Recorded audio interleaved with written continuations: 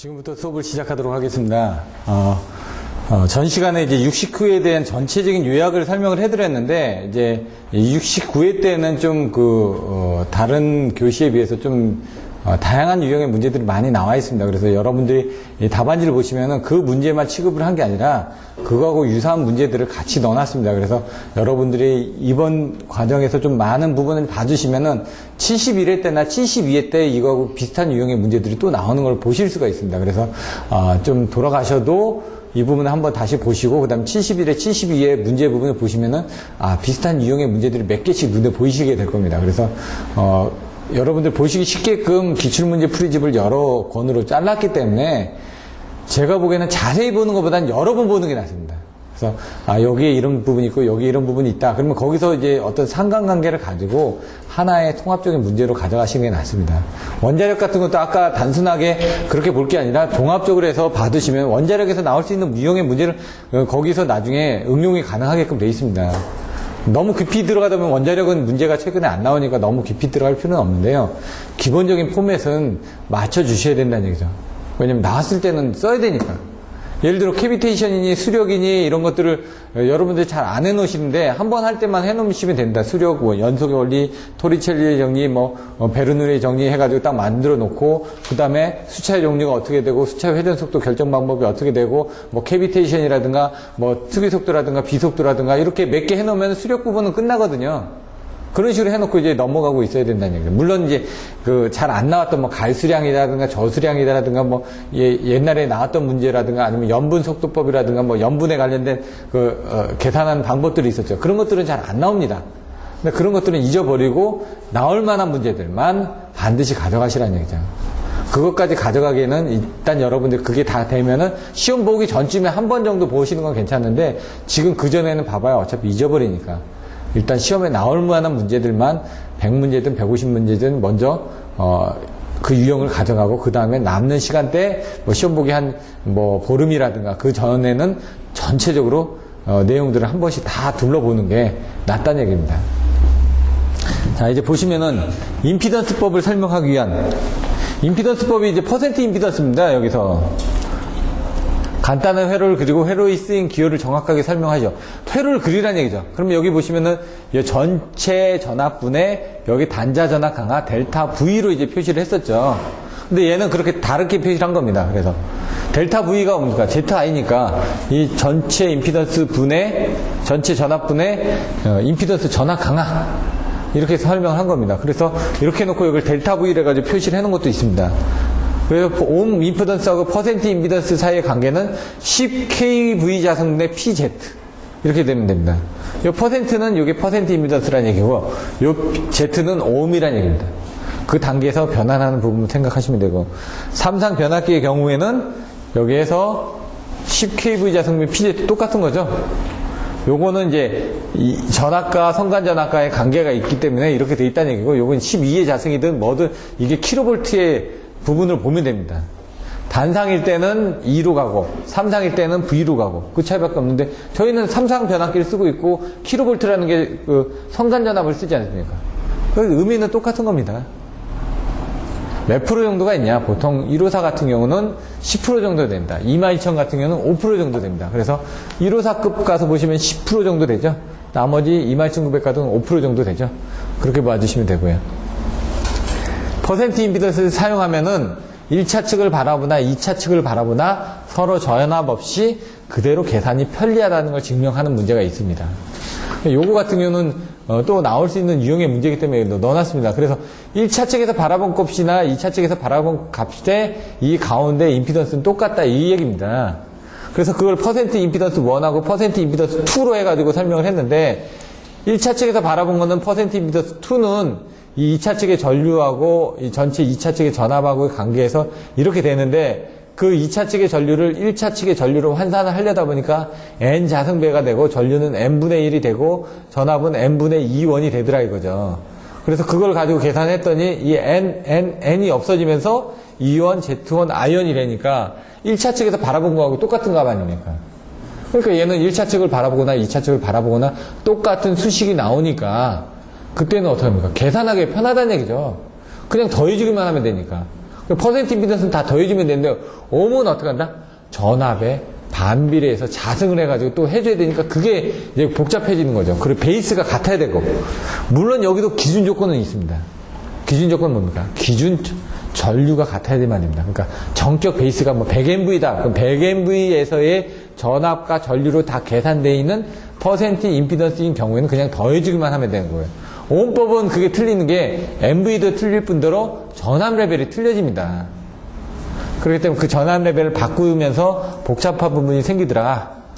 실제 발전소나 변압기는 모두 퍼센트 임피던스고 100MV 베이스로 되어 있기 때문에 우리나라는.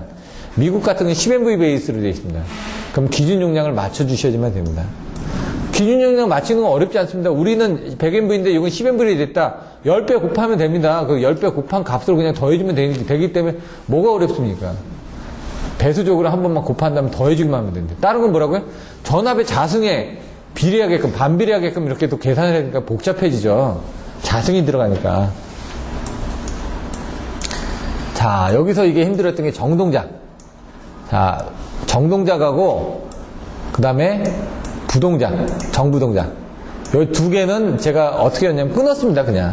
요거는 정동작. 여기다 끊었습니다, 이렇게. 동작해야 될 때 정상적으로 동작한 거. 이게 정동작. 이렇게 끊어서.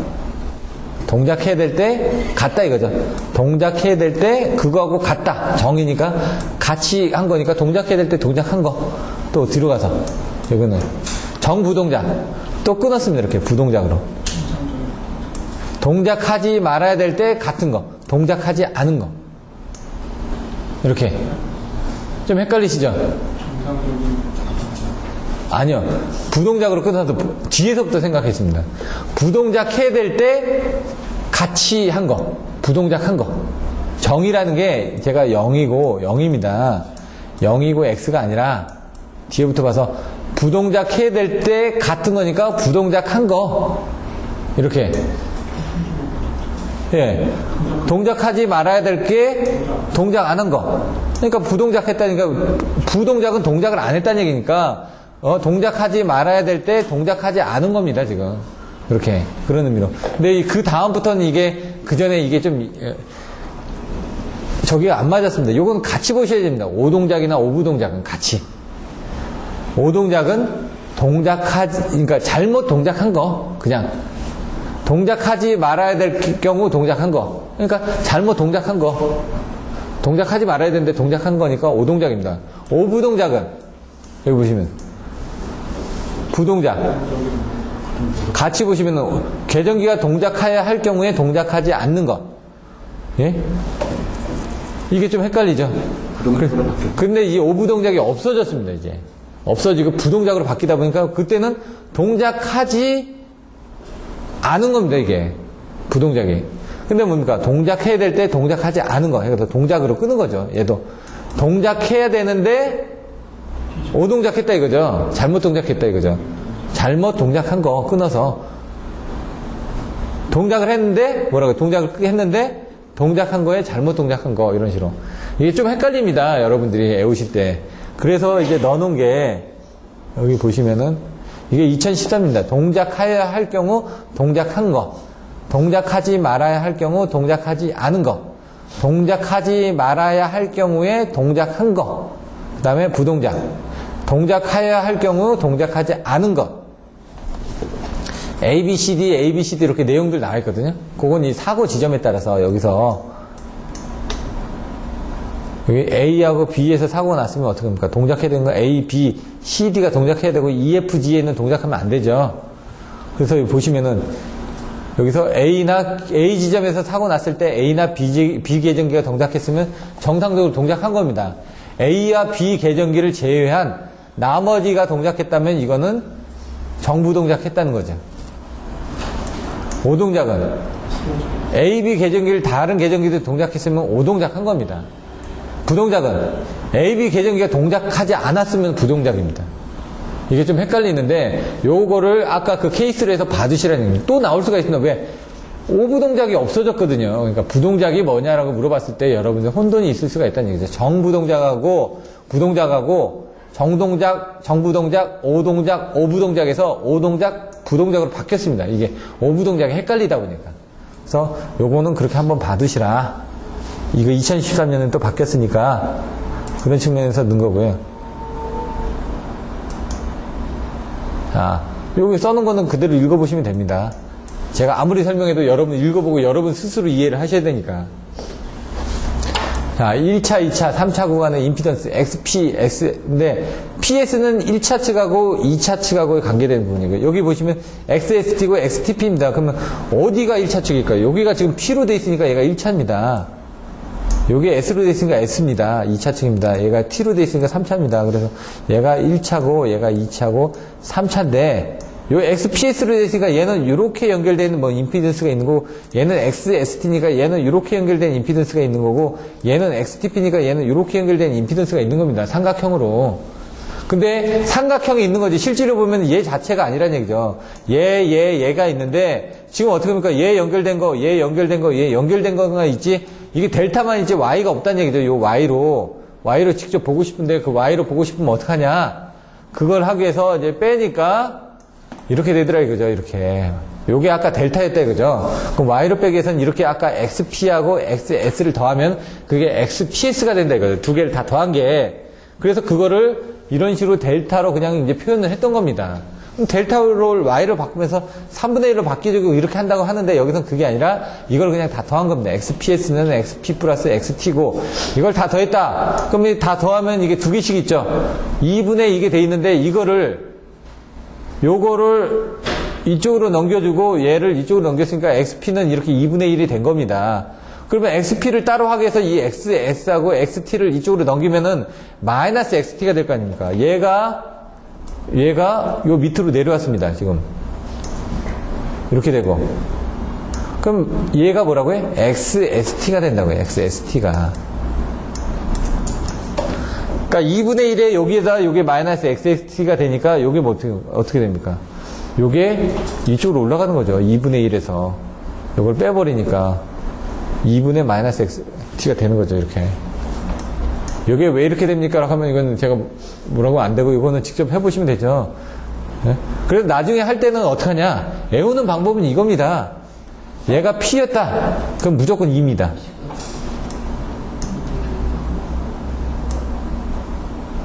자, 보시면 얘가 0.5고요.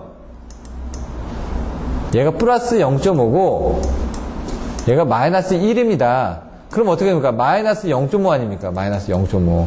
마이너스 0.5니까 여기 마이너스고, 얘가 2가 들어간 겁니다, 그냥. 근데, 이거는 P로 시작했죠. P로 시작하면은 P하고 관련된 건 더해준다고요. P하고 연결되어 있는 부분은 더해주고 P하고 없는 부분은 빼주시면 된다고요. 그리고 2로 나눠주면 된다고요. 그냥 통째 발기로 외워주시면 이거는 어려운 게 아니거든요. 그래서 나중에 하다가 이거 혹시 틀릴 수가 있으니까 제밍 레이쇼는 요게 관이 끼는 겁니다. 관이 끼는 건데 예? 요게 일렬로 딱 하게 되면 끼겠죠. 그럼 약간의 여유만 있으면 안 끼겠죠. 그래서 하나당 5%씩 해가지고 3개 여유해가지고 15%. 또 이게 삼각형을 해가지고, 뭐, 요거는 요란 배열입니다. 이렇게 된 거는. 이렇게 된 건 삼각 배열이고, 또 배열의 형태에 따라서 문제도 있습니다. 요란 배열이 뭔지. 요란 배열을 하다 보면 이게 삼각형으로 하다 보니까 너무 줄어들면은 얘가 또 껴버립니다. 그래서 15% 이상 끼면 안 됩니다. 그래서 2.85에서 3.15 사이에서는 오면 안 되고, 요 3개니까 2.6 이상이 돼야 되고, 2.6에서 2.85 이상이 돼야 되고, 왜냐면 2개 이하로 되게 되면은, 2개 이하로 되면 이렇게 삼각배열이 될 거 아닙니까? 이렇게. 2개 이하로 되면은. 그래서 어느 정도 이상이 돼야지 이게 삼각배열이 딱 될 거 아닙니까? 그래서 여기 보시면 2.85에서 3.15는 안 되고, 2.16D 이상. 그래서 30%니까 2.5 정도로 생각하시면 됩니다. 2.46인데 2.5 정도에서 2.85 사이에 와야 되고 아예 3.15보다 크거나 이렇게 돼야 된다는 얘기죠. 요게 그림까지 딱 그려서 캐비테이션은 뭐라고요? 여기가 무슨 수선? 포화수선. 여기는 무슨 수선? 포화증기선. 이런 것들조차도 딱 봐주시면 물이 습증기가 되는데 이 습증기를 뭐라고? 포화증기라고 얘기하고 포화증기에서 건조증기로 넘어와서 건조과열증기가 된다는 얘기죠. 근데 물이 여기 있었습니다. 근데 압력이 줄어들면서 이게 압력이 줄어들다 보니까 이쪽으로 내려오면서 얘가 증기가 돼버렸네. 그럼 물과 습증기가 같이 있는 상태에서 가다가 어느 순간에 압력이 세졌습니다. 압력이 세졌으면 이 증기가 세지니까 어떻게 됩니까? 다시 물로 돌아가겠죠. 그럼 공간이 있다가 다시 들어간다는 거는 뭔가 출렁이 있는 거죠. 출렁이면서 다른 데 충격을 준다는 게 거품이 팡 터지면서 충격 주는 것처럼 그때 버킷이나 러너나 이런 쪽에 터지면서 붙으면 그때 침식이 일어나더라 이거죠. 그래서 막 그 겉에가 긁히는 거죠. 살살살살 긁히는 거죠. 그럼 물이 잘 못 지나가겠죠. 그 다음에 없어지기도 하고 이렇게 되기 때문에 그런 부분들을 줄여주기 위해서 어떻게 합니까? 대기압으로 충격하는 거다. 압력이 떨어지지 않게끔 어떻게 합니까? 일정하게 압력을 넣어주는 겁니다. 그러면 압력이 안 떨어지니까 뭡니까? 습증기를 안 갈 거 아닙니까? 그런 내용들이 여기 있는 겁니다. 기포가 발생해서 포화 증기압 이하로 되면 물은 증발하면 기포가 발생됩니다. 그 기포가 이렇게 발생된 채로 가다가 압력이 높은 곳, 여기 뭡니까? 이 니들이나 그런 데는 나가는 쪽이니까 압력이 세질 거 아닙니까? 물이 나가면서 압력이 세겠는데 거기서 갑자기 기포가 터지면서 어떻게 됩니까? 그런데 부딪히게 되는 겁니다. 물이 기포가 터지면서 원래 물로 가면서 출렁이면서 그게 어디다 딱 부딪힐 거 아닙니까? 그때 이런 충격을 주게 되는데 그걸 캐비테이션이라 한다. 그래서 캐비테이션은 어디에 영향을 주느냐? 유수에 접한 러너나 버컷. 버킷은 이렇게 날개 부분을 얘기하는 거거든요. 거기가 약간씩 깨져 나간다. 부식이 된다. 부분들이. 그리고 진동이 발생한다. 왜냐면 이게 출렁출렁 되니까 진동이 발생한다. 그래서 낙차가 저하되고 발전기 난조가 된다. 진동이 발생하니까 발전기가 제대로 돌아줘야 되는데 못 돌아줘서 난조가 발생된다. 그래서 이런 건 어떻게 하냐? 수차의 비속도를 너무 크게 하지 마라. 속도를 너무 크게 하면은 압력이 세지고 그러면은 문제가 생기겠죠. 흡출관의 높이를 너무 크게 하지 마라. 또 크게 하면 압력이 또 세지겠죠. 네, 그런 부분도 너무 하지 마라. 그리고 10m까지는 가능하지만 보통 6에서 7m 정도를 하고 또 수차 러너를 튼튼한 놈을 제작해라. 러너의 표면도 매끄럽게 가공하면은 아무래도 충격이 덜 할 거니까. 그리고 부분바 운전을 하지 마라. 자꾸 움직이다 보면은 압력이 변화가 되니까. 압력이 너무 커도 안 된다는 얘기입니다. 그리고 대기압을 넣어가지고 진공을 파괴해줘라. 이렇게. 배전솔로에 사용되고 있는 사폐각 이거 딱 보시면 이거죠. 요거의 각도. 765 같은 이렇게 돼 있다는 얘기입니다. 지금 가공지선이 이렇게 돼 있는데 이 송전설레가 이렇게 안 돼 있고요. 얘는 삼각형을 해서 여기 가운데 달리고요. 얘는 밑에서 이렇게 달리고요. 얘는 밑에서 이렇게 달립니다. 이렇게 그림을 그려놨자면 이렇게 삼각형으로 이렇게 달립니다. 삼각형 모양으로. 선로가 지나갈 때 이쪽으로 하나 지나가고요. 여기로 이렇게 지나가는데 뭡니까? 얘가 이렇게 튀어나와 있지 않습니까? 우드형으로 해가지고 우드는 뭐죠? 새 뿔이 이렇게 나와 있지 않습니까? 새 뿔이 이렇게 여기 뿔 아닙니까? 뿔처럼 여기 달려있다는 얘기죠. 그리고 어떻게 합니까? 요 가운데 여기 하나 달아놓고요. 여기 하나 달아놓고요. 여기 하나 달아놓다 보니까 여기하고 여기 각을 보니까 마이너스 8도로 이 안에 들어와 있다 이 얘기입니다. 지금 결론은. 근데 이런 것들은 일회선 같은 경우는 어떻게 합니까? 여기 하나니까 어떻게 합니까? 요 하나로만 가겠죠. 그러니까 이게 뭐 각도가 벌어진다는 얘기고 그게 30도라는 얘기고 이회선 같은 경우는 얘도 이렇게 두 가닥으로 이렇게 되니까 가공지선 이회선일 때는 좀 각이 좀 더 줄어들 거고 3, 4, 5 같은 건 똑같은 위치로 해서 0도로 만들어 놓고 가져간다는 얘기고요. 여기는 뭐 35에 대해서 40도 이렇게 얘기해놨는데 그거는 한번 보시면 되고요. 서지 임피던스는 이거라고요. 저감 대책이 나왔습니다. 저감 대책. 저감 대책하면서 300에서 500옴, 케이블에서는 20에서 60옴 정도 된다고 되어 있습니다. 그래서 138 로그 10의 R분의 2H인데 이 답안을 보고 쓰는 게 아니라 여기도 보시면 사실 앞에다가 루트 Y분의 Z 써주실 수 있죠. 그리고 이거 이렇게 하지 말고 가공선의 특성 임피던스 Z 오메가는 루트 Y분의 Z 해놓고 138 이렇게 써주실 수도 있다는 얘기죠. 하나라도 더 많은 부분을 보여줘야 되니까. 그 옆에 그림이 없지 않습니까?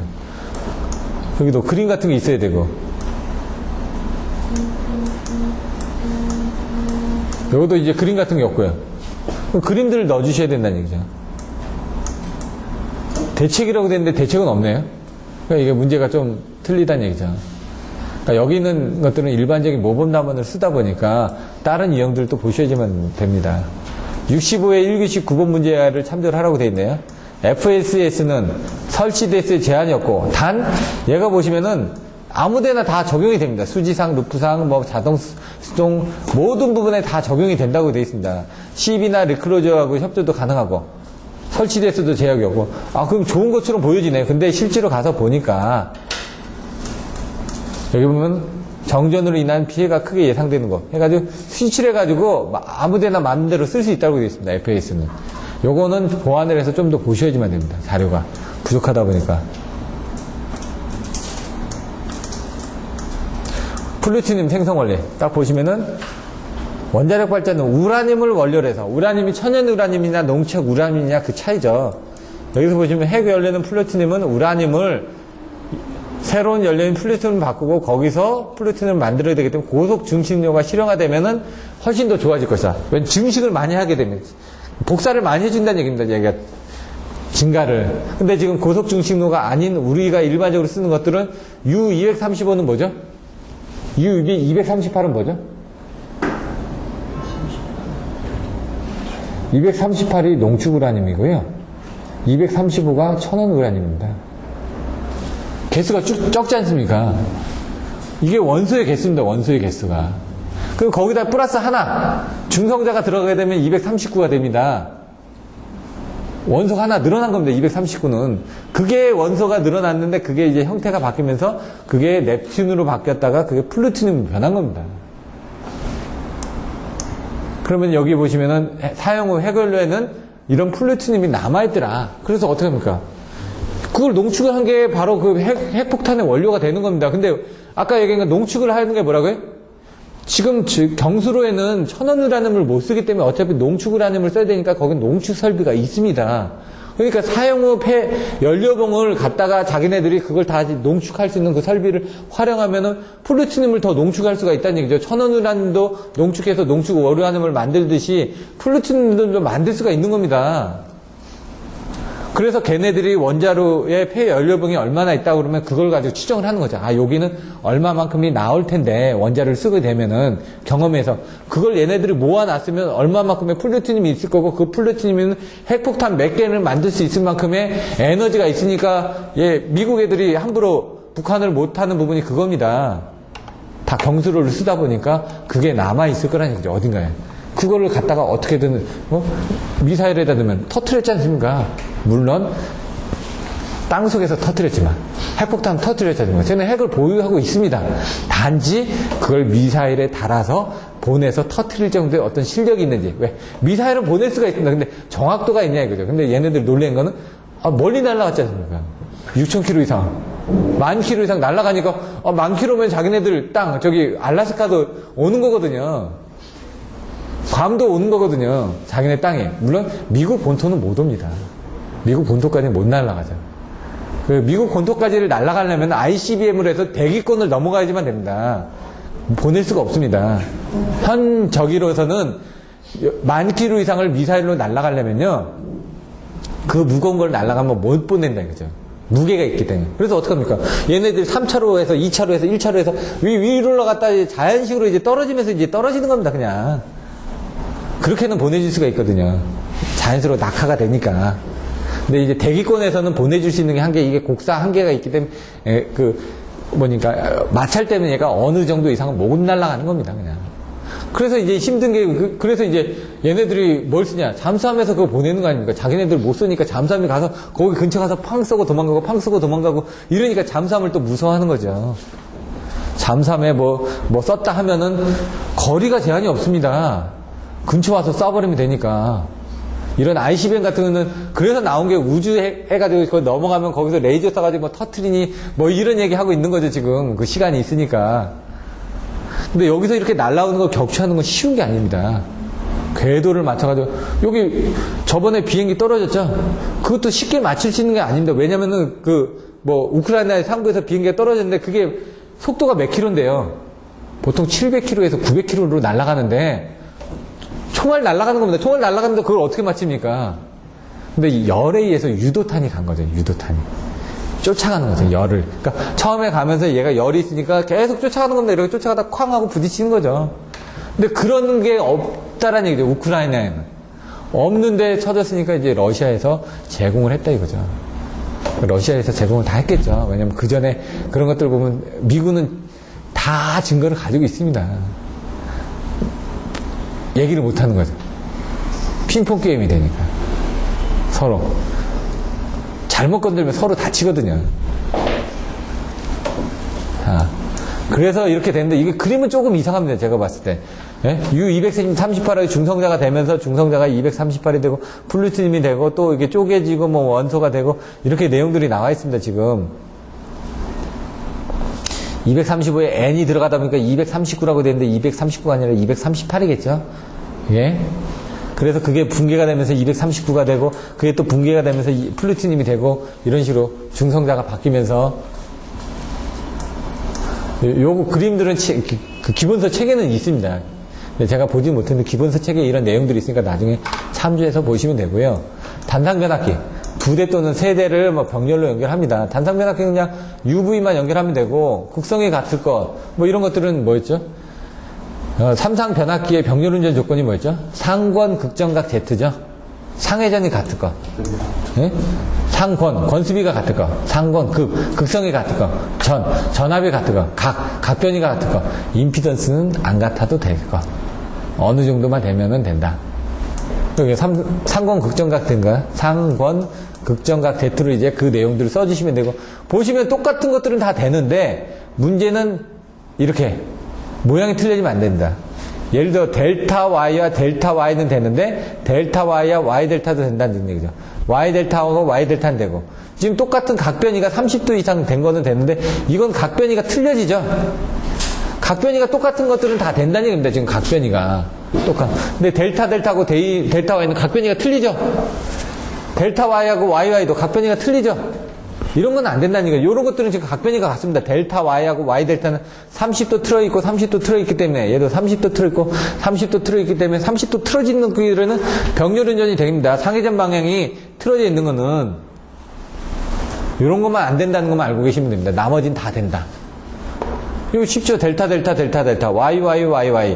델타 Y 델타 델타 Y 그 다음에 델타 Y하고 Y 델타 이렇게 케이스 5개밖에 안 나오니까, 대신 똑같은 것끼리는 되는데 똑같지 않은 것끼리는 안 된다. 델타하고 YY하고 델타 Y하고 델타 Y 이게 2개밖에 안 되니까 어렵진 않습니다.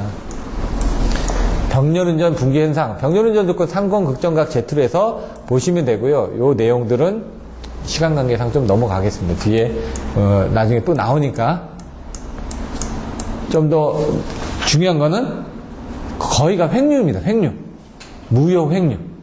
무효 횡류에 의해서, 여기도 보시면 다 횡류거든요. 횡류 발생, 여기도 횡류 발생, 여기도 횡류 발생. 다. 그 횡류라는 것만 알고 계시면 좀 더 편합니다. 단, 소용량 쪽에 임피던스를 크게 해줘야지만 된다. 임피던스가 작은 쪽이 힘이 약하니까 아무래도 충격을 더 많이 받게 되겠죠. 그래서 용량이 작은 놈이 임피던스가 더 커야지만 힘을 덜 받게 되니까. 이 정도 내용을 알고 계시면 되고, 아까 그 위에 내용들은 조금 더 깊숙이 들어가서 보셔야지만 됩니다. 25점짜리로 문제가 나오기 때문에. 860kcal 이거는 보시면 됩니다. 연력학 보존 법칙. 제1법칙인데 뭐라고요?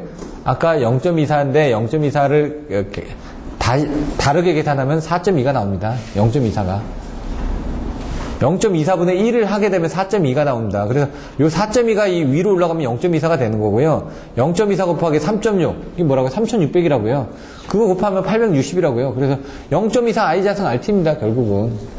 0.24가 다르게 돼서 4.2 주율이 된 거거든요. 계산상은 맞나요? 예? 0.24를 1 나누기 0.24 하면은, 1 나누기 4.2 하면 0.24 나오나요? 0.238. 예. 이게 0.24 나와요. 예. 그겁니다, 그냥. 그래서 우리가 옛날에 보시면 주울열에 0.24 I자승 RT 있었죠? 그거에서 다 응용된 겁니다. 되게 어렵게 쓴 건데.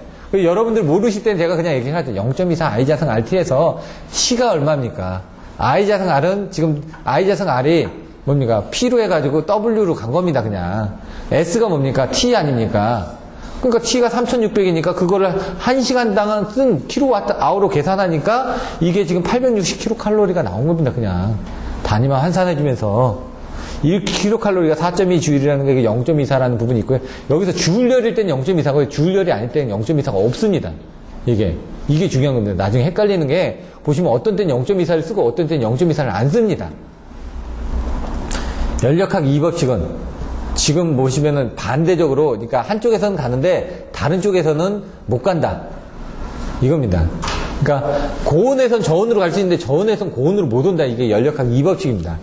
1법칙은 연력학 에너지 보존의 법칙. 에너지는 똑같습니다. 보내주고 받는 놈의 에너지는 변할 수가 없습니다. 단지 손실로 어디론가 도망간 것 뿐이죠. 그래도 그 에너지는 남아있는 겁니다. 3법칙이 또 있습니다. 다른 데 보시면은 THD는 기본파분의 고조파의 파형 부분입니다. 토탈 하모닉 디스토션에서 얼마나 왜곡되어 있느냐. 요 내용들을 읽어보시고 제가 이제 중요한 키포인트만 좀 설명을 드리도록 하겠습니다. 그래서 기본파분에 이거를 루트를 씌웠습니다. 이게 최소 자성법하고 똑같습니다. 여러분 그전에 보시면 최소 자성법이라고 있었죠? 그럼 각각을 다 자성을 한 다음에 더해서 루트를 씌워주면 그게 원래 값이 나오거든요. 그렇게 하면 정확한 값을 계산할 수 있다는 얘기입니다. 최소 자성법이. 얘도 그래서 전체 기본파분에 나머지 찌꺼기 있는 뭐 2조파, 3조파 이런 그 배수조파입니다. 배수조파를 다 자성한 다음에 루트를 씌워서 계산했더니 이 안에 얼마나 찌그러진 파형이 들어있더라. 그래서 내가 얼마나 찌그러졌다. 그럼 전류 같은 경우는 뭐 30%, 40% 나옵니다. 전압은 그렇게 안 나옵니다. 전압 왜곡의 범위는 한 5%, 10% 정도 나오면 많이 나오는 겁니다. 그래서 전압의 범위에서 가서 보시면 나중에 1.5%, 3% 이게 기준입니다. 전류 같은 거 가서 기준을 보시면 50%, 60% 이렇게 기준입니다. 전류는 왜곡이 심합니다. 왜? 전류원이기 때문에 고조파가. 그래서 전류는 많이 변할지언정 전압은 많이 안 변한다라는 거 알고 계셔야 되고요. 그래서 전압에 대한 것들은 여기 보시면은 전압 애용률은 1.5 아니면 3밖에 없습니다. 1.5 아니면 3. 전류는 없습니다. 전기 공급 약값 기준에. 전류는 그냥 IEEE에 나와 있는 IEEE 519라는 게 있습니다. 519. 519가 이제 고조파 쪽을 정의해 놓은 건데 IEEE 519에 나와 있는 그 TDD라는 게 있습니다. TDD. THD하고 TDD하고 차이점은 뭐냐면 THD는 지금 잰 거. 토탈 하모니. 그때 순간적으로 된 게 THD고요. TDD는 풀부하로 있을 때 계산한 거. 예를 들어 이런 겁니다. 변압기 용량이 1000kV입니다. 근데 2차 측에 100kV짜리 고조파 부하가 있는데 거기서 한 50%가 나왔습니다. 그러면 이 900kV에는 지금 고조파 부하가 없습니다. 그러면 THD로 봤을 때는 얘가 50%니까 큰 것처럼 보여지죠. 근데 TDD로 보게 되면은 얘가 5%밖에 안 되는 겁니다. 1000kV 중에 100kV에 해당되는 놈이 50%이기 때문에 그걸 1000kV로 환산하게 되면 얘는 5%밖에 안 되는 거죠. 그럼 TDD로 봤을 때는 얘는 이 계통은 문제가 없습니다. THD로 봤을 때 크다라고 이렇게 생각을 하는 거죠. 그 차이가 있습니다. 인터하모닉이라는 게 있습니다. 1.7차수 이런 것들은 정수배조파가 아니죠. 소수점으로 들어가는 건 인터하모닉이라는 개념이 하나 더 있습니다. 그런 것들을 한번 보시면 되고요. 아까 보시면 들어오고 나가는 부분은 그림을 그리면 이렇게 그려진다고요. 근데 제가 뭐라고 그랬죠? 아까 Z1 플러스 Z2인데 그 두 배의 뭡니까? 들어온 부분에 대한 것들. 투과파 전류는. 전압은 Z2가 되죠. 그렇게 해서 계산을 하게 되면 얘가 2분의 1이 나오더라 이거죠. 이렇게. 그래서 2분의 1이 전압이 나온다. 아까 제가 얘기했던 것처럼 그냥 하시면 됩니다. E2는 Z2, I2 해가지고 IT는 이 내용으로 나가죠. 추가파 전압은. 뒤에 가면 또 진행파의 반사 부분이 나오는데요. 여기 보시면 반사와 투과계수. 요거 여러 번 많이 보셨는데 다시 한번 보면요. 입사파, 투과파에서 요걸 나누는 겁니다. 이렇게 딱 나눠서 여기는 Z1, 여기는 Z2. 이제 필액의 제한전압 봤을 땐 여기에 뭡니까? IA만큼의 전류가 흐르면서 단자 전압강화가 생기죠. 단자 전압강화가 빠지니까 마이너스 2분의 1 Z1 IA만큼이 빠지는 거죠. 요 밑에서. 그 전압강화가 빠지는 겁니다. 자, 보시면은 들어온 부분 입사파 전압 II죠. 인풋은 I, 리버스는 반사파, T는 투과파. 입사파 전류 플러스 반사파 전류는 투과파 전류다. 투과파 전류는 2배가 돼야 된다면서요. 그러니까 이 반사파 전류는 마이너스가 나와야죠. 입사파 전압 플러스 투과파 전압은 반사파 전압은 투과파 전압이다. 그래서 이렇게 나왔는데 이 부분은 뭐라고? 여기니까 여기 들어온 부분은 Z1의 II가 되는 거고 요 ER은 Z1의 IR이 되는데 얘가 반대로 가다 보니까 반대 방향으로 마이너스 부호를 붙여준 겁니다. 얘는 Z2의 IT가 되는 겁니다. 그래서 아까 요 공식을 쓴 겁니다. 근데 뭡니까? 이 IT를 계산을 해야 되니까 는 거죠. 요거는 이렇게 넘어가는 건 다 빼고 결론부터 보면 ER은 반사파하는 거는 뭔가 감쇄가 되죠. 전압이 됐을 때는 무조건 Z2가 되라고요. 감쇄가 되는 거니까 Z2에서 Z1만큼 빼주면 되고 들어온 부분만큼에서 빼주면 됩니다. 뒤에는 투과파는 무조건 2배가 돼야 된다고요. 결론부터 보면 ET는 무조건 2배가 된대. 뭐라고? 전압은 Z2가 나와야 된다고요. 그러니까 2배 전압이니까 이렇게 되는 거고, 얘는 반사파니까 뭔가 빠지는 거고요. 그럼 이제 전류는 반사파 전류입니다. 전류니까 감쇄가 되는데 전류는 뭐라고? Z1부터 나와야 된다고요. Z1 Z2가 되는 거고. 그 다음에 투과파는 무조건 2배가 돼야 된다고요. 2배가 됐는데 뭐라고? Z1만 나와주면 된다고요. 그런 법칙만 알고 있으면 이거 다 됩니다. 근데 여기서 이제 필요한 게 종단이 개방이 됐을 때, 종단이 또 뭐가 있죠? 접지가 됐을 때. 요 내용은 이제 쉽습니다. 뭐라고요? 딱 보시면은 전압이 반사를 할 때, 전압이 투과를 할 때 무조건 Z2가 나온다. Z2.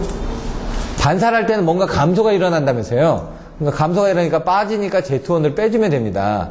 전압이 투과를 할 때는 뭐 2배 전압이 생긴다면서요. 2배만 넣어주면 됩니다. 자, 전류가 투과를 하면은 무조건 2배 전압이 필요합니다. 근데 전류는 뭐라고요? Z1이라고요. 전류가 반사를 합니다. 반사를 할 때는 무조건 Z1부터 시작하는데 빠진다고요. 이 내용만 알면 이건 그냥 애워지는데 문제는 여기서 이겁니다. 종단이 개방되어 있는 거하고 접지되어 있는 경우. 이 수식은 다 똑같습니다. 여기는 이 수식은 다 똑같다는 얘기죠. 지금 이 4개는. 여기 또 있는데, 이 2개가 있는데 여기 설명이 안 됐습니다. 여기도 보시면 4개가 있죠. 이렇게. 4개의 수식은 다 똑같은데, 여기서 틀리는 건 종단이 개방이 되어 있습니다. 개방이 되어 있던 건 Z2가 무한대인데, 무한대 플러스 뭐분의 무한대는 안 되니까 이거 무한대를 다 나눠버린 겁니다. Z2를, 무한대를. 그러니까 얘 무한대분의 무한대니까 1이고, 무한대분의 무한대니까 1이고, 이 Z2로 나눴는데니까 무한대분의 뭐니까 얘는 없어지겠죠? 그러니까 얘는 1 이하이니까 그냥 2i가 나온 겁니다, 그냥. 얘도 무한대니까 없애버리면 얘는 2배가 된다는 얘기예요. 무한대를 나눠서 2배가 됐으니까 얘는 2배가 됐습니다. 그럼 얘는 또 마이너스 1일 거고, 얘는 또 마이너스 0일 겁니다, 이렇게. 얘가 0이고, 그러니까 얘가 2i니까 얘가 0이고, 얘가 1일 겁니다. II. 합한 게 다 2가 돼야 되거든요, 합한 게. 나중에 보시면 이걸 합하면 다 2가 돼야 되니까. 예? 여기서도 보시면 여기 마이너스 2i가 나왔죠. 왜? 여기 Z2가 0이니까. 그럼 여기 마이너스가 있으니까 마이너스 2i가 나온 겁니다. 여기다 마이너스 ii네. 죄송합니다. 여기 마이너스 1입니다. 요거는 ii가 나오고, 얘는 0이 나오고, 얘는 2배가 나오고. 요 뒤에 2개는 여기 뒤에 또 설명이 나와 있을 겁니다. 요 뒤쪽에 보시면은. 그래서 설명이 안 나왔네요. 나중에 보시면은 걔는 뭐다라고 나와 있는데, 형태는 똑같습니다. 이렇게 4개가 나오는데, 어떤 게 나오냐? 1, 0, 마이너스 1, 2라는 숫자가 나옵니다. 무조건. 근데 그게 어떻게 나오는지만 틀려집니다. 위에서도 똑같이 나오집니다. 틀려집니다. 위치만. 그렇게 알고 계시면 됩니다. 자, 한 선이 됐을 때 얼마라고요? 답이? 3분의 2. 두 선의 동시에 충격파를 가면 얼마? 3분의 4. 세 선에 같이 가게 되면 3분의 6이니까 2가 된다고요. 보시잖아요. 이건 뭐, 다 이대로 넣은 겁니다. Z, EZ를 넣어가지고 계산을 했더니 3분의 2가 나오고, EZ 넣었더니 또 3분의 4가 나오고, 이렇게 이 3분의 Z에 무한대를 넣었더니 2가 나와서 3분의 6이 2가 된 겁니다. 아예 답을 외워가지고 계시면은 나중에 편하다는 얘기입니다. 혹시라도 틀렸을 때 검증하기가. 문제는 똑같이 나올 거거든요. 근데 이 답을 안다는 거는 이제 흐름도 안다는 얘기입니다. 이게 답을 외울 정도면은 무작정 답을 외울 수가 없거든요. 이건 왜 이렇게 돼서 이렇게 나온다라는 걸 간접적으로 경험하실 수가 있으니까. 자, 2교시. 배전선. 좀 시간을 좀 빨리 지나가겠습니다. 보시면 아까처럼 배전선의 보호장치들인데 CT를 3개를 이용해서 잔류회로 방식을 이용해서 지락고를 하고 있다. 지락고를 할 때 차단기에 어떤 그 동작, 책무라든가 이런 것들을 설명하고 있고요. 그 다음에 그거에 대한 그 그림들 돼 있는데, 여기에 이제 이거는 이제 변전소의 OCR 정도가 되겠죠. 변전소의 OCR이 돼 있고, 배전선로 가서 제일 처음에 나오는 게 리클로저, 섹셔널 라이저, 라인 퓨즈입니다. 리클로저 섹셔널 라인 퓨전 332로 제가 외우라고, 332. 리클로전 3대까지, 섹셔널 라이저는 3대까지, 라인 퓨전은 2대까지. 뒤에서 332를 같이 외워주시라고. RSL 332, 이렇게. 그리고 나머지는 내용 한번 보시면 됩니다. 한번 보시면 되고, 33인데, 여기에서 리클로저하고 리클로저는 뭡니까? 다시 재패를 하는 겁니다. 재패를 하는데, 여기서 외워주셔야 될 게 2F, 2D. 두 번은 빠르게, 두 번은 느리게 해서 재패를 해준다. 그러면은, 섹셔널 라이저는 뭐냐? 리클로저는 자기가 마음대로 재패를 합니다. 섹셔널 라이저는 자기가 마음대로 못합니다. 그렇기 때문에 리클로저가 동작했을 때 그 동작 횟수를 계산을 해가지고 2F, 2D라는 건 가운데가 3번 빌 거 아닙니까? 그 얘가 그 3번 비는 걸 봐가지고 동작을 하는 겁니다. 섹셔널 라이저는. 2F, 2D로 해도 안 되면 끊어졌을 거 아닙니까? 그때는 섹셔널 라이저가 얘가 끊어졌구나 하고 그때는 동작한다 이거죠. 그러니까 섹셔널 라이저는 뭔가 기능이 좀 부족하구나라는 걸 생각하시면 됩니다. 여기 보시면은 변전소 OCR 있고, 리클로저 있고, 한시, 순시 있고, 그 다음에 여기에 섹셔널 라이저 부분이라든가 이런 것들이 체계적으로 되어 있는 겁니다. 설명도 보시면 섹셔널 라이저 가서 보시면요. 섹셔널 라이저, 리클로저의 부하측에 설치하고, 후비보로서 리클로저가 반드시 있어야지만 됩니다. 뒤에 또 설명이 나오지만 얘는 자체로 뭔가 할 수 있는 부분이 없습니다. 별로 약하니까 리클로저가 뭔가 동작했을 때 동작하는 겁니다. 저번에 설명드릴 때 ASS도 똑같습니다. 300kV에서 1000kV 미만의 간이 수전 설비에서 전격 전류 200A짜리를 사용하고 그 다음에 최대 사용 전류는 800A, 900A까지 사고 전류를 차단할 수는 있다라고 되어 있죠. 얘도 그런 식으로 되어 있는데 최소 정도 고장전류를 차단할 수 있어야 된다. 뭐 이런 내용들이 나와있죠. 요 F2, F1, F 잘 봐주셔야지만 됩니다. 그림을. 리클로저의 기능과 역할. 뭐라고요? 2F, 2D를 해가지고 마음대로 빠르게 두 번 동작하고 할 수가 있습니다. 이게 뭐 몇 사이클, 1사이클, 뭐 20사이클, 뭐 몇 조 이렇게 해가지고 나와 있습니다. 여기 보시면 15사이클 뭐 해가지고. 리클로저는 3대까지 연결할 수가 있고요. 섹셔널 라이저가 가게 되면은 무전압 상태 횟수를 기억한다고. 리클로저에. 그래서 얘가 무전압 상태를 보고 나서 몇 번 이상 되면은 얘는 그때 동작한다는 얘기입니다. 그래서 고장전류를 얘는 차단을 못 합니다. 부하전류의 개폐는 있으니까. 그러니까 사고 나면 얘가 리클로저가 두 번 빠르게 두 번 늦게 하면서 뭔가 동작을 하면은 무전압이 뜰 거 아닙니까? 그러면 섹셔널 라이저는 그 무전압을 보고 있다가 무전압이 몇 배 이상 되면은 뭡니까? 리클로저가 동작했을 거 아닙니까? 동작했으니까 그때 얘가 동작하는 겁니다. 그래서 2F, 2D에서 3번의 카운트를 받고 난 다음에 그 다음에 여기 보시면 1단계는 최소 동작 전류 이상의 과전류가 하면 개수 준비를 한다. 야, 요 땅하고 얘 몇 번 동작했는지 체크하는 겁니다. 체크해서 자기가 세팅된 게 있습니다. 그 최소 동작 전류 50% 이하로 감소되면 개수를 행한다. 그래서 뭡니까? 뭔가 해가지고 여기서 한 번 개수하고 두 번 개수하고 세 번 개수하고 나면 뭐라고요? 그 다음에는 동작하는 겁니다. 왜? 이 정도 동작했으면 사고가 나서 이 리클로저가 떨어져 있거든요. 리클로저가 떨어져 있기 때문에 섹셔널 라이저는 떨어져도 문제가 없다는 얘기입니다. 그래서 3대까지 설치할 수가 있다. 후비보로서 반드시 리클로저가 없으면 얘는 동작을 못하게 된다. 이런 내용들만 보시면 됩니다. 원자력 발전의 안전대책인데 1레벨, 2레벨, 3레벨이 있는데요. 요건 한번 읽어보시면 되고, 원자력 고유의 안정성인데 보이드 효과하고 도플러 효과가 있는데 자세히 보시면은 요것도 조금 더 자세히 보시면 됩니다. 인터넷에서 찾아보시면 보이드 효과 찾아보시면은 온도가 상승이 되면은 물의 밀도가 내려갑니다. 물의 밀도가 내려간다는 거는요, 거품이 생긴다는 얘기입니다. 쉽게. 보이드가 뭡니까? 거품이거든요. 거품이 생기니까 물의 밀도가 높다는 건 뭐죠? 잘 집중되어 있다는 얘기예요. 밀도가 높다는 것은 잘 뭉쳐져 있다는 얘기죠. 밀도가 낮다는 건 잘 뭉쳐져 있지 않다는 얘기입니다. 그러니까 뭡니까? 거품이 생겼다는 얘기죠. 거품이 생기니까 어떻게 됩니까? 아까 중성자가 뭔가 이제 충돌이 일어나서 뭐 잘 반응을 해야 되는데 거품이 있으니까 어떻게 됩니까? 물끼리 밀도가 작으니까 밀도가 나쁘니까 충돌이 잘 안 일어날 거 아닙니까? 그러니까 반응이 잘 안 일어나죠. 그러다 보니까 중성자가 비율이 감소된다는 얘기죠. U235에 흡수되는 중성자의 비율이 감소되다 보니까 핵분열이 감소가 되고, 그러다 보면 온도가 저하돼가지고 다시 물의 밀도가 올라가다 보니까 중성자 감속이 잘 돼서 하는 것들이, 이게 바로 보이드 효과라는 얘기입니다. 여기에서 움직여지는 게 보이드 효과에서 늘어났다 줄어들었다 한다는 얘기예요. 도플러 효과는 우라늄 238, 우라늄 235, 이게 틀려집니다. 이것도 우라늄이고 이것도 우라늄인데 얘는 뭐라고요? 천연 우라늄이고 얘는 농축 우라늄이고요. 농축 우라늄이 딱 온도가 올라가게 되면요. 중성자를 많이 흡수를 합니다. 흡수를 하면서 핵분열이 감소가 된다고 합니다. 그리고 나서 또 흡수를 하는 비율이 또 감소가 되면 또 핵분열이 또 증가가 된답니다. 온도가 저하되면서. 온도가 저하되면 또 핵분열이 증가되고 이 바깥의 부분을 도는 게 도플러 효과입니다. 보이드 효과하고 도플러 효과에 의해 가지고 얘네들은 스스로 어느 정도로 계속 유지를 하게 됩니다. 그래서 안정성을. 그리고 제가 얘기했던 게 긴단업이 내주라고 얘기했죠. 긴단업이 내주. 긴급 정지장치. 스크럼을 해가지고 뭡니까? 다 떨어진다는 얘기죠. 다 떨어져서 그 사이사이를 다 칸막이를 막아버립니다. 그러니까 예를 들어 어떻게 되냐? 그 사고 나면은 어떻게 합니까? 그 방화벽 다 내려오죠. 불 차단하려고. 얘도 그런 겁니다. 다 내려와가지고 원자로하고 원자로 사이에 이 부분을 다 막아버리니까 서로 잘 반응을 못하는 거죠.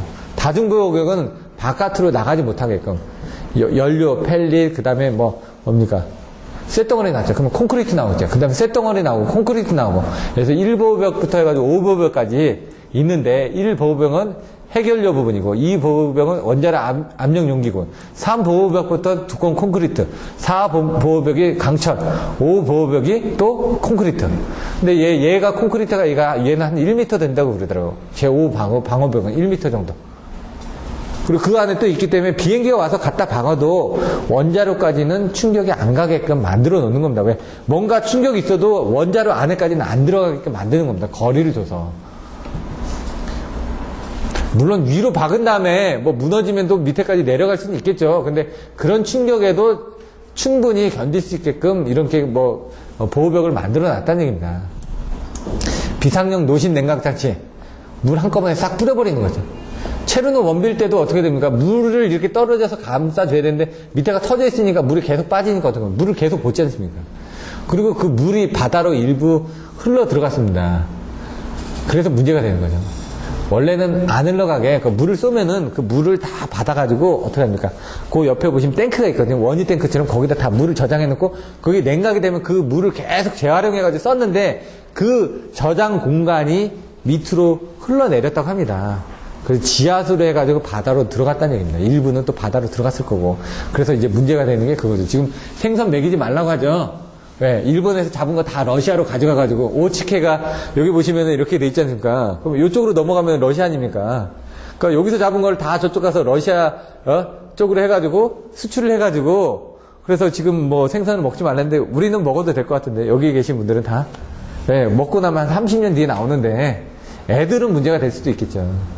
저희 먹을 때 되면 한 60, 70 됐을 때, 그 문제가 된 데를 크게 문제가 될까요? 담배도 마찬가지죠. 지금 피워서 문제가 되겠습니까? 10년 뒤에, 20년 뒤니까 잠깐 끊으면 되지. 근데 이제 그게 이제 다른 데 영향을 미치는 거죠. 가계부에도 영향을 미치고, 그 다음에 이 냄새에도 영향을 미치고, 사람들이 싫어하니까, 한번 가면 느끼니까.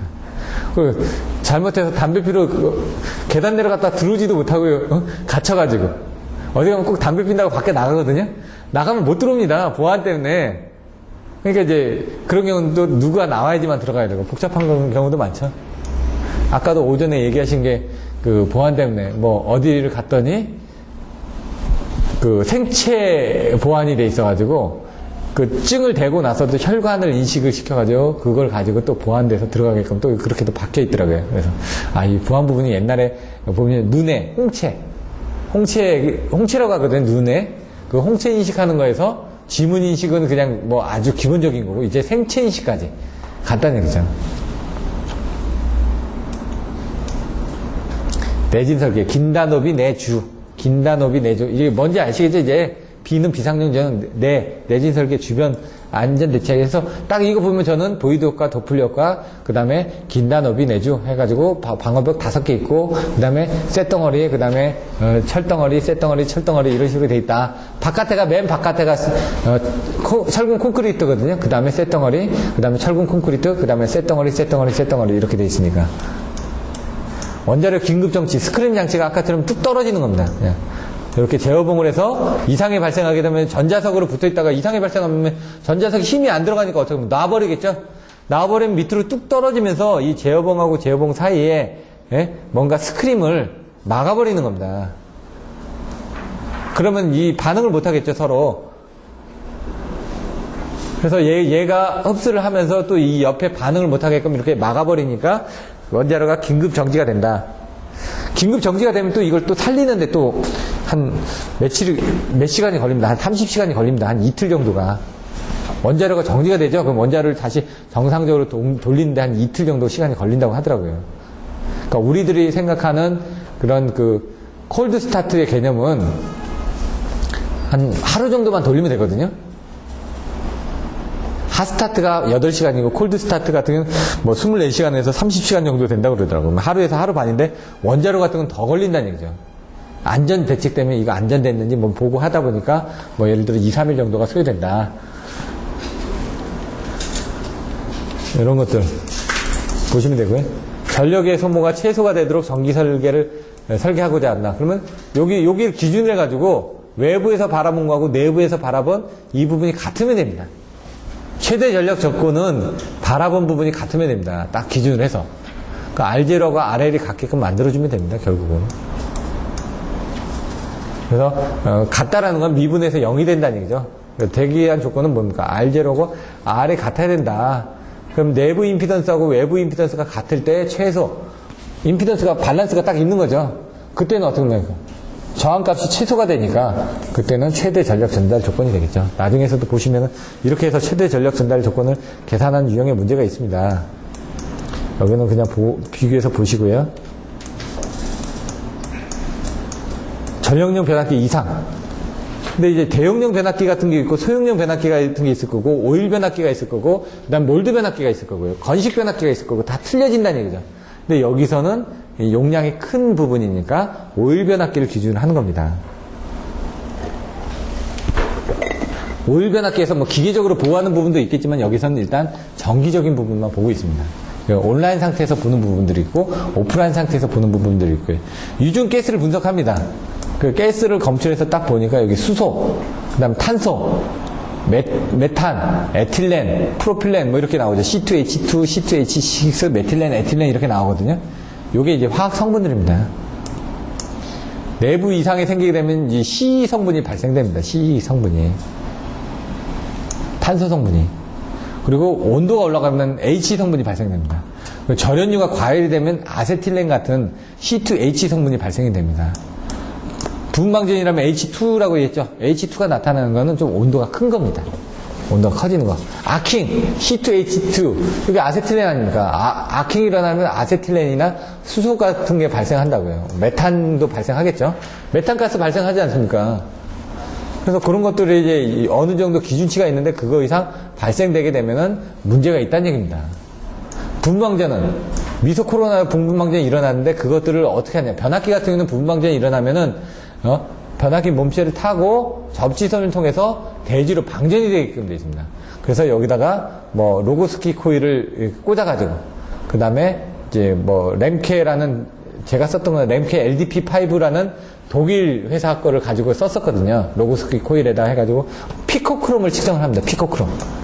피코크롬을 측정해가지고 이렇게 보는 방법이 있고 그거에 대한 파형을 가지고 보는데 파형들이 보통 1, 4분면하고 3, 4분면 쪽에서 이렇게 좀 뭔가 튀어오릅니다. 근데 이제 그게 주기적으로 튀어오르면 부분방전이 되는 거고 간혹가다 들어오게 되면은 주기성이 없으면 그건 외란입니다. 노이즈입니다. 주기성이 있어야지만 이게 부분방전이 되는 겁니다. 그래서 주기적으로 이게 발생하는 거예요. 여기 반파마다 발생하는 것들을 보는 겁니다. 유전정답이라는 거 아까 보셨던 것처럼 유전정답 장비를 이용해서 여기 쉐링 브릿지라고 그랬죠? RC인데 피 측정기기를 직렬, 여기 병렬로 놓고 하게 되면 이 피 측정기기의 R하고 C 값이 계측이 되면서 얼마나 됐는지를 확인할 수가 있다. 이 얘기였죠? 4%, 6%까지 본다고 해서 충격전압은 이건 기준 충격 파형을 때리는 겁니다. 여러 가지 방법이 있습니다. 15회 때리는 거 있고 5번 때리는 게 있고 처음에 이제 시험할 때는 15번을 때리고 그 다음에 이거는 형식 스인 시험 때는 15번을 뭐 전극성, 부극성을 해가지고 뭐 여러 번 때린다고 돼 있고 요거는 그게 아니라 이제 변압기 같은 거 가시면은 F8를 가게 되죠. 그럼 이렇게 때립니다. 기준 충격 파형을 3회 정도. 3회 때린다는 게 저번에도 한번 잘해주셨지만 이렇게 한 번 때리고 2번 때리고 이런 식으로 3번을 해가지고 연속성으로 때린다는 얘기입니다. 지금 여기에 그런 그림을 그려주시라는 얘기입니다. 충격 전압하는 거는. 내전압은 높은 전압입니다. 내전압은 27,900 같은 내전압이 얼마나 될까요? 22.9kV 내전압 시험. 네? 안전공사에서 하는 건 10kV를 하는데요. 실제로 이 내전압 시험은 실제로 판넬을 제작한 다음에 공장에서 보통 합니다. 현장에서는 내전압 시험을 잘 안 합니다. 왜? 내전압 시험 기기 자체가 크다 보니까. 그러니까 공장에서 어떻게 하냐. 다 제작을 해놓고 모선은 다 풀립니다. 예를 판넬 같은 경우 22,900이죠. 그럼 50kV를 1분간 인가합니다. 1분간. 그럼 40kV 조금 넘게 인가합니다. 50kV까지는 안 가고 40, 한 5kV 인가합니다. 그러니까 한 1분간 하죠. 지지지직 소리 납니다. 지지직. 1분간만. 그렇게 해서 뭡니까? 내가 전격 전압이 22.9라면서요. 22.9보다 큰 전압을 2배 되는 정도의 전압을 지금 인가했는데 1분 동안 견뎌주면 얘는 견디는 겁니다. 그렇기 때문에 처음에 공장에서 제작해놓고 제작이 제대로 됐는지 FAT 검사 때 한번 보여줍니다. 그래서 거기서 터져나가면 그때는 뭐 아작 나는 거죠. 물건 다시 만들어야 되는 겁니다. 그래서 거기서 미리 테스트를 합니다. 고객이 오기 전에 한번 테스트해서 한번 터트려 먹어야죠. 문제가 생기면은. 거기서 안 터졌다는 건 나중에도 문제 없다는 얘기입니다. 그러니까 거기서 테스트를 했으면은 뭡니까? 한두 번 테스트 하는 게 아니거든요. 한두 번 정도 테스트를 했을 겁니다. 그러고 나서 고객한테 보여주고 하는데 거기서 터져버리면 난리 나는 거죠. 네. 그러니까 미리 테스트는 다 합니다. 그럼 2번 정도는 테스트를 했기 때문에 그거를 가지고 와서 공장에다 설치를 하면은 크게 문제는 없을 거란 얘기죠. 물론 와서 테스트를 별도로 합니다. 근데 내전압을 좀 낮춰서 테스트를 하죠. 그때는 이제 상용주파 내전압 시험을 하지 않고요. 직류 내전압 시험을 한다든가 해서 가름을 해서 하는 거죠. 그래서 보통 10kV, 22,000 같은 경우는 케이블 같은 경우 내전압을 공장에서 합니다. 근데 케이블을 포설을 하고 나서 접속제를 분명히 썼을 텐데 접속제 하면서 분명히 문제가 생겼을 수가 있거든. 그거는 여기서 접속을 하다 보니까 그런 것들이니까 케이블 같은 DC 10kV를 인가해서 다시 테스트를 합니다. DC 선곡제를 이용해서 그냥 10분간 테스트를 한다는 얘기죠. 그러면서 이제 판넬 같은 것도 내전압 시험을 할 수도 있습니다. 1분 정도 한 40kV 인가해서 그 내전압 시험이라는 얘기죠. 여기는 뭐 약 30kV라고 하는데 40kV를 넘게 인가해서 합니다. 50kV로 되어 있습니다. 전격은 22.9는 여기 10분간이라고 되어 있죠. 어떤 건 1분이고 어떤 건 10분입니다. 그거는 내전압 전압 레벨에 따라서 틀려집니다. 절연유 내압 시험을 합니다. 이거는 변압기는 가져오면요 절연유를 따로 가져와야지만 됩니다. 절연유를 뭘 쓴다? 1종 4호 광유라고 얘기를 해주시죠. 광유는 합성유입니다. 합성유. 여러분이 쓰고 있는 미네랄유가 있습니다. 그거는 뭐냐, 옥수수 기름, 천연유가 있습니다. 그런 것들은 이제 비싸지죠, 이제. 그런 것들은. 안에 기름이 뭐 들어가, 참기름이 있고, 들기름이 있고, 콩기름이 있고, 뭐 있지 않습니까? 중국산도 있고, 있듯이 얘도 이렇게 종류가 여러 가지가 있다는 얘기죠. 1종이 있고, 2종이 있고, 다 나눠져 있습니다. 여러분 군대 갔을 때 몇 종이었죠? 일빵빵은? 갑이. 예? 갑이 1빵빵이 1종은 아니죠.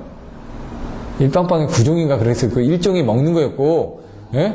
그 다음에 2종이 뭐 보급하는 거였고, 3종이 뭐 유류였고, 뭐 이런 식으로 되는데 우리는 9종인가 이렇게 돼 있거든요. 맨 마지막 종이었습니다. 군견이 3종인가 그러더라고요, 옛날에. 그러니까 급수가 높은 겁니다. 1종부터 높은 거. 먹는 게 제일 높은 거고, 예? 그런 식으로 나오는 겁니다. 그러니까 1종계나 3종계가, 몇 종계 이렇게 해가지고 그 관리하는 사람이 파워가 있습니다. 왜? 거기에 돈이 몰리니까. 저희도 보면 돈 몰리는데 다 문제가 생기지 않습니까? 절연유 내압 시험을 합니다. 그러면 얘가 지금 3kV 세크라고 되어 있는데 이거는 아니고요. 더 높은 전압을 인가합니다. 22,900 같은 경우는 얘가 뭐 40kV, 50kV 그렇게 인가합니다. 아까 내전압처럼 그렇게 인가해서 요 절연유 안에서 극간 내에서 해가지고 이게 파괴가 일어나는지 안 일어나는지 봅니다. 근데 파괴가 안 일어납니다. 처음 거는 무조건. 근데 오래되고 나면 그 절연유 안에 불순물이 들어가다 보면 파괴가 일어나죠. 그때는 어떻게 합니까? 절연유를 갈아달라는 얘기입니다. 처음에는 문제가 생기지 않고요. 상가 분석도 해봅니다. 문제 안 생깁니다. 그럼 절연유 갔다가 어떻게 합니까? 진공을 걸어가지고, 왜 안에 공기가 있으면 이게 산화가 되거든요. 그래서 공기를 빼고 난 다음에 진공을 걸은 상태에서 얘를 오일을 집어넣게 됩니다. 오일 집어넣으면서 진공 거는 거죠. 계속 진공 걸어서 오일 집어넣으면서 진공을 걸다 보니까 얘가 뭐 6시간이든 12시간이든 계속 걸립니다. 밤새 걸립니다. 진공은 어떻게 하냐면 저녁 때 갈 때 걸어놓고요. 그 다음날까지 계속 기다립니다. 아침에 와서 진공도 봐가지고 진공도가 어느 정도 떨어져 있으면 그때서 멈춘다 이거죠. 변압기 오일을 넣고 나서 그 다음 진공을 나중에 거는 거죠. 저련유 상가, 아까처럼 봅니다. 이렇게 온라인으로 해가지고 그 변압기의 드레인 밸브에 이걸 보고 측정을 하게끔 돼 있다는 얘기죠. 자, 2규시까지는 들어가야 되니까. 자, 성종계층에서 유효전력은 상차각에 관계되고. 요게 아까 설명됐던 부분인데, 여기 보시면 여기 부분을 이게 생략을 해서 그냥 했습니다. 여기서. 단자전압 강강을.